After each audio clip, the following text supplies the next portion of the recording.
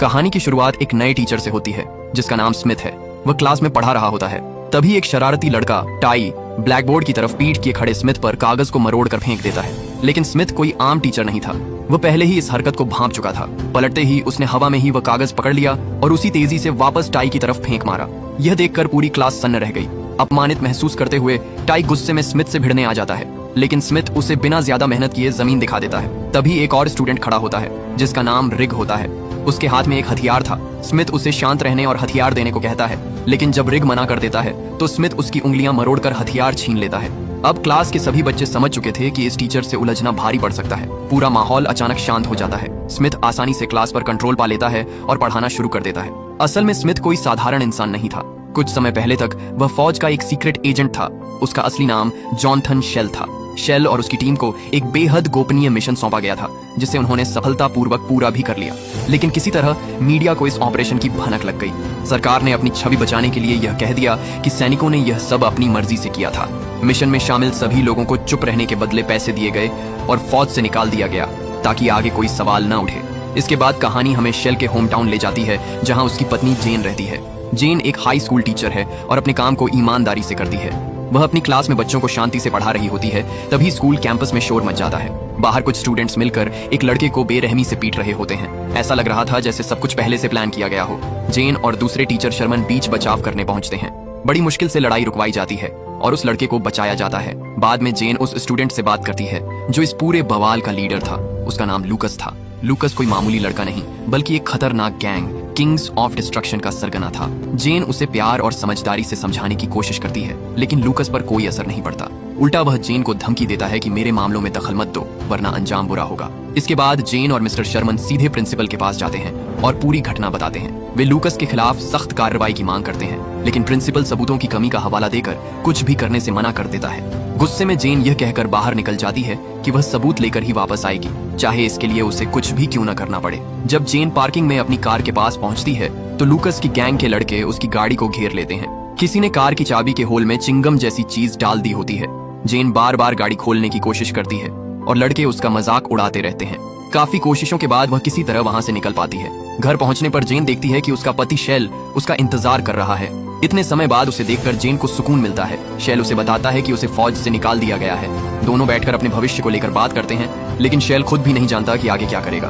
अगली सुबह जेन बीच पर जॉगिंग के लिए निकलती है। उसे अंदाजा नहीं था कि लूकस की गैंग का एक लड़का पहले से वहां मौजूद है। जैसे ही जेन उसके करीब पहुंचती है वह डंडे से उस पर हमला कर देता है। सौभाग्य से शेल आसपास ही होता है। आवाज सुनते ही वह दौड़कर आता है और जेन को बचाता है। फिर उसे इलाज के लिए अस्पताल ले जाता है। अस्पताल में जेन शेल को बताती है कि यह हमला स्कूल के स्टूडेंट्स की साजिश थी। शेल देखता है कि जेन बुरी तरह डरी हुई है। वह उससे वादा करता है कि उसे कुछ नहीं होने देगा और जो भी इसके जिम्मेदार हैं उन्हें सजा जरूर मिलेगी। इसके बाद शेल एक बड़ा फैसला करता है। वह अंडरकवर टीचर बनकर उसी स्कूल में जाने का प्लान करता है ताकि इस समस्या को जड़ से खत्म किया जा सके।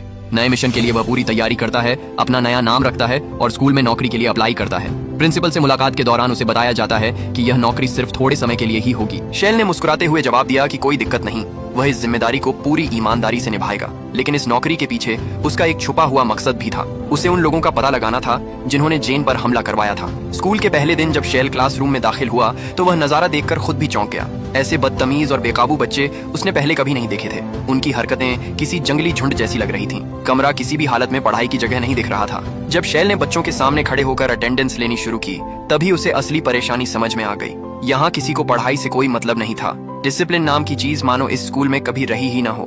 कुछ देर बाद जेन स्मिथ की मुलाकात स्टाफ रूम में फिर से मिस्टर शर्मन से हुई। वहीं उनकी पहचान स्कूल की लाइब्रेरियन डिलन से करवाई गई। बातचीत के दौरान शर्मन ने बताया कि लूकस नाम का एक लड़का है जिसकी गैंग पूरे स्कूल में आतंक फैलाए हुए है। उन्होंने धीरे धीरे सबको डरा धमकाकर स्कूल को अपने कब्जे में ले लिया है। डिलन का शक था कि कहीं प्रिंसिपल भी इनके साथ मिला हुआ तो नहीं। हालांकि शर्मन ने तुरंत यह बात काट दी और कहा कि प्रिंसिपल पहले पुलिस में रह चुके हैं, वे ऐसा नहीं कर सकते। लेकिन डिलन की बात ने शेल के दिमाग में एक बीज बो दिया।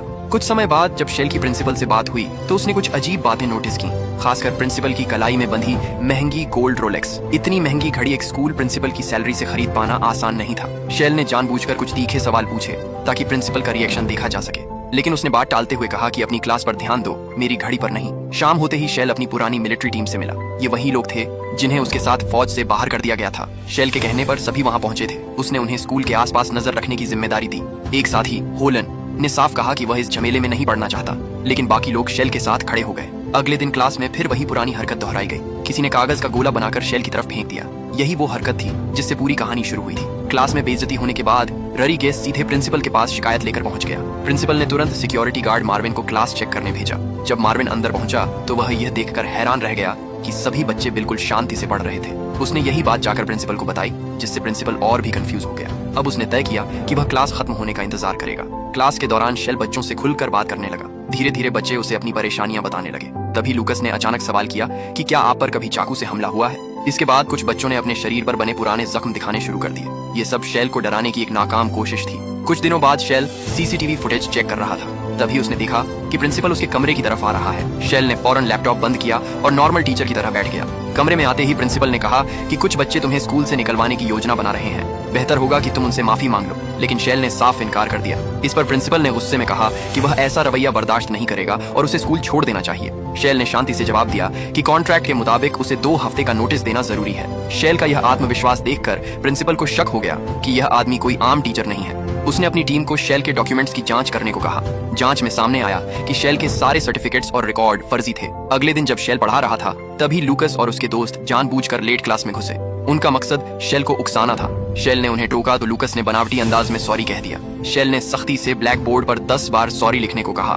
जब लूकस नहीं उठा तो शेल ने सजा बढ़ाकर 100 बार कर दी। अब लूकस समझ चुका था कि शेल से बहस का कोई फायदा नहीं। इसके बाद माहौल हल्का करने के लिए शेल ने बच्चों से उनके भविष्य के सपनों के बारे में पूछना शुरू किया। वह जानना चाहता था कि वे जिंदगी में क्या बनना चाहते हैं। उसकी बातें बच्चों के दिल को छू गईं। पहली बार उन्हें लगा कि कोई टीचर सच में उनकी भलाई चाहता है। क्लास का माहौल भावुक हो गया। क्लास खत्म होते ही प्रिंसिपल अचानक कमरे में आया और शेल की तारीफ करते हुए उसे ऑफिस आने को कहा। लेकिन उधर प्रिंसिपल और लूकस मिलकर शेल को खत्म करने की साजिश रच चुके थे। उन्हें नहीं पता था कि शेल पहले ही सीसीटीवी में उनकी मीटिंग देख चुका है। शेल पूरी तैयारी के साथ लाइब्रेरी पहुंचा। उसने बुलेट प्रूफ जैकेट पहन रखी थी और चुपचाप उनका इंतजार कर रहा था। कुछ ही देर में लूकस और प्रिंसिपल के भेजे हुए गुंडे वहां पहुंच गए। अंदर आते ही शेल ने बिना वक्त गंवाए हमला कर दिया। अपनी फाइटिंग स्किल्स से उसने एक एक कर सबको ढेर कर दिया और कई गुंडों को खिड़की से नीचे फेंक दिया। इसी बीच एक गुंडे के हाथ शेल की गन लग गई और उसने गोली चला दी। तभी लूकस ने चिल्लाकर कहा कि लाइब्रेरियन को भी मार दो और भाग चलो। जैसे ही वह निशाना साधने वाला था, शेल सामने आ गया और यह साबित कर दिया कि वह अब भी जिंदा है। उसने उस गैंग मेंबर को भी उठाकर खिड़की से बाहर उसके साथियों के बीच फेंक दिया। इसके बाद स्मिथ जैसे ही बिल्डिंग से नीचे उतरने लगा, सामने अचानक प्रिंसिपल आ गया। उसे देखते ही प्रिंसिपल घबरा गया, लेकिन तुरंत मासूम बनने की एक्टिंग करने लगा, जैसे उसे किसी भी घटना की कोई जानकारी ही ना हो। स्मिथ ने भी बिल्कुल नॉर्मल रिएक्ट किया, मानो कुछ हुआ ही ना हो। यह देखकर प्रिंसिपल और ज्यादा कंफ्यूज हो गया। उसके दिमाग में एक ही सवाल घूम रहा था। गोलियां चली, हंगामा हुआ और यह आदमी कह रहा है कि कुछ नहीं हुआ। उधर मिस्टर शर्मन जेन से मिलने उसके घर पहुंच चुके थे। बातचीत के दौरान उनकी नजर जेन और उसके पति की तस्वीर पर पड़ी। तस्वीर देखते ही वह चौंक गया और बोला कि यही आदमी तो हमारे स्कूल में नया टीचर बनकर आया है। इसी बीच स्मिथ की टीम लगातार गैंग पर नजर रखे हुए थी। टीम का एक सदस्य लूकस का पीछा करते हुए स्मिथ को उसकी हर मूवमेंट की जानकारी दे रहा था। शाम को जब स्मिथ घर पहुंचा तो माहौल देखकर वह खुद भी सन्न रह गया। जेन को अब उसकी असलियत पता चल चुकी थी। उसने साफ कहा कि शर्मन ने मुझे सब कुछ बता दिया है। अब छुपाने को कुछ बचा नहीं था, इसलिए स्मिथ ने भी सच बता दिया। उसने कहा कि तुम्हारे स्कूल में सब कुछ गड़बड़ है, यहाँ तक कि प्रिंसिपल भी उस गैंग के साथ मिला हुआ है और अब वह बच्चों की सुरक्षा के लिए किसी भी हद तक जाने को तैयार था। स्मिथ की टीम पूरी मुस्तैदी से काम कर रही थी। तभी जोई ने स्मिथ को पोर्ट के पास बुलाया। उसे शक था कि वहाँ किसी बड़ी ड्रग डील की तैयारी चल रही है, जिसमें लूकस की गैंग के लोग शामिल हो सकते हैं।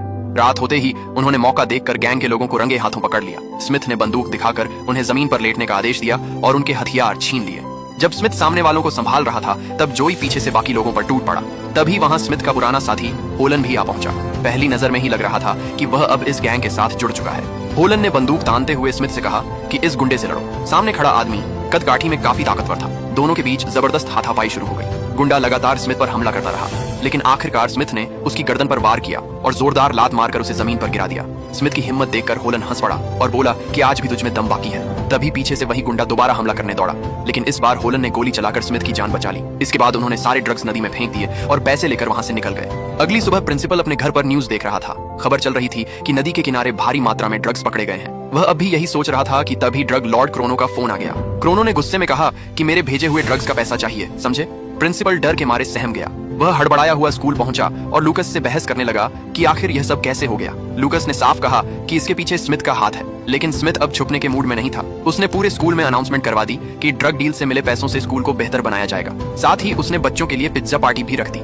इसी दौरान प्रिंसिपल गुस्से में वहां आ पहुंचा और सबके सामने स्मिथ को नौकरी से निकालने की धमकी देने लगा। लेकिन तब तक स्मिथ बच्चों और स्टाफ के दिल में अपनी जगह बना चुका था। सभी बच्चे उसके साथ खड़े थे। और शर्मन भी खुलकर उसका सपोर्ट कर रहा था। स्मिथ ने शर्मन से कहा कि तुम अच्छे इंसान हो, इन खतरनाक लोगों के चक्कर में मत पड़ो, प्रिंसिपल भी इन्हीं के साथ मिला हुआ है। लेकिन शर्मन को अब भी यकीन था कि प्रिंसिपल सही आदमी है। उसी रात स्मिथ पर फिर से हमला किया गया। गैंग के 2 लोग कार से उसका पीछा कर रहे थे। मौका मिलते ही उन्होंने स्मिथ पर गोलियां चला दी। स्मिथ की गाड़ी बेकाबू होकर एक घर में जा घुसी। एक्सीडेंट इतना भयानक था कि सबको लगा स्मिथ मारा गया है। इसी दौरान शर्मन ने देखा कि स्कूल की बेसमेंट में कुछ लोग ड्रग्स पैक कर रहे हैं। उसे लगा कि यही सही मौका है सबूत इकट्ठा करने का। उस वक्त उसके साथ उसकी एक स्टूडेंट लायला भी थी। शर्मन ने उससे कहा कि तुम कहीं छुप जाओ और चाहे कुछ भी हो जाकर स्मिथ को सब बता देना। शर्मन गुंडों से बचने की कोशिश करता रहा, लेकिन आखिरकार प्रिंसिपल और उसके लोग उसे घेर लेते हैं और इस बार प्रिंसिपल खुद उसके ऊपर गोली चला देता है। लायला छुपकर ये सब देख चुकी थी। मौका मिलते ही उसने जाकर पूरी सच्चाई अपने दोस्तों को बता दी। अगले दिन पूरे स्कूल में खबर फैल गई कि स्मिथ एक्सीडेंट में मारा गया है। सभी बच्चे दुखी थे। तभी अचानक स्मिथ स्कूल में एंट्री करता है। उसे जिंदा देखकर सब हैरान रह जाते हैं। स्मिथ मुस्कुराते हुए कहता है, क्या हुआ? सबके चेहरे क्यों उतरे हुए हैं? कोई मर गया क्या? गैंग के लोगों के चेहरे उड़ गए, मानो उन्हें सच में सांप सूंघ गया हो।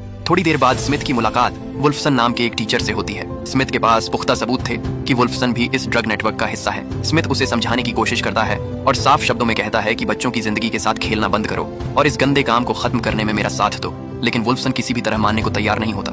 इसके बाद स्मिथ सही मौका देखकर वुल्फसन को अकेले में पकड़ लेता है और उससे अंदर की सारी जानकारी उगलवाने के लिए सख्ती करता है। उधर दूसरी तरफ गैंग के लोग एक और बड़ी साजिश रच रहे होते हैं। वे जेन के घर पर हमला करने का प्लान बनाते हैं। खिड़की तोड़कर वे घर के अंदर घुस जाते हैं और जेन को बंदूक दिखाकर बंधक बना लेते हैं। इसी दौरान लायला अपने एक दोस्त के साथ स्मिथ को यह बताने पहुंचती है कि शर्मन की मौत के पीछे असल सच्चाई क्या है, लेकिन गैंग के लोग उन्हें भी पकड़ लेते हैं। कुछ समय बाद स्मिथ घर लौटता है। दरवाजा देखते ही उसे अंदेशा हो जाता है कि हालात ठीक नहीं है। फिर भी वह जानबूझकर ऐसा दिखाता है जैसे वह फंस चुका हो। अचानक वह पलटकर गुंडों पर हमला कर देता है। हालांकि गुंडों की संख्या ज्यादा थी और वे किसी तरह स्मिथ को पकड़ लेते हैं। लूकस तुरंत अपने बॉस क्रोनो को फोन करके सारी बात बताता है। क्रोनो गुस्से में आदेश देता है कि अभी सबको खत्म कर दो ताकि ड्रग के धंधे में कोई रुकावट न रहे। तभी अचानक घर की घंटी बजती है। दरवाजे पर जेन की मकान मालकिन खड़ी होती है। लूकस जेन को इशारे से कहता है कि किसी तरह इसे यहाँ से टाल दो। जेन बहाना बनाकर उसे वापस भेज देती है। इसी बीच स्मिथ को मौका मिल जाता है। वह पास खड़े एक गुंडे की टांग में चाकू घोंप देता है। इसके बाद स्मिथ पूरी ताकत से उठ खड़ा होता है और एक एक करके गुंडों को ढेर करने लगता है। लेकिन तभी लूकस जेन पर बंदूक तान देता है और स्मिथ को चेतावनी देता है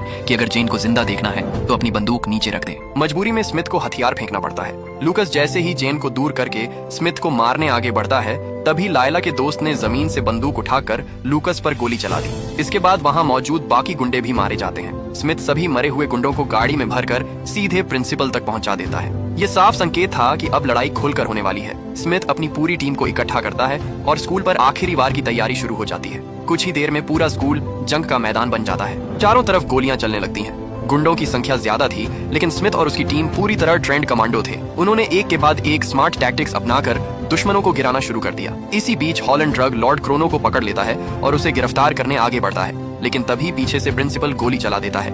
हॉलैंड गिर पड़ता है और प्रिंसिपल क्रोनो के साथ छुपकर स्मिथ का इंतजार करने लगता है। स्मिथ अंदर घुसने से पहले ही बिजली बंद कर देता है। अंधेरे में वह अचानक हमला करता है, लेकिन अब वह अकेला था और सामने 2 दुश्मन थे। जब वह प्रिंसिपल से भिड़ रहा होता है, तभी क्रोनो पीछे से उसके कंधे में गोली मार देता है। लेकिन इससे पहले कि क्रोनो स्मिथ को खत्म कर पाता, घायल हॉलैंड आखिरी ताकत जुटाकर क्रोनो को गोली मार देता है और अपने दोस्त की जान बचा लेता है। अब वहाँ सिर्फ स्मिथ और प्रिंसिपल बचते हैं। प्रिंसिपल चुपके से फायर एक्सटिंग्विशर उठाकर स्मिथ पर हमला करता है। स्मिथ की बंदूक हाथ से गिर जाती है और प्रिंसिपल उसे उठा लेता है, लेकिन वह यह नहीं जानता था कि बंदूक में गोली ही नहीं थी। आखिरकार स्मिथ अपने हाथों से ही प्रिंसिपल का अंत कर देता है। इसी के साथ स्कूल से गुंडाराज खत्म हो जाता है और बच्चे आजाद सांस लेते हैं। वीडियो पसंद आई हो तो लाइक जरूर करें, चैनल को सब्सक्राइब करें और अगली वीडियो में फिर मिलेंगे।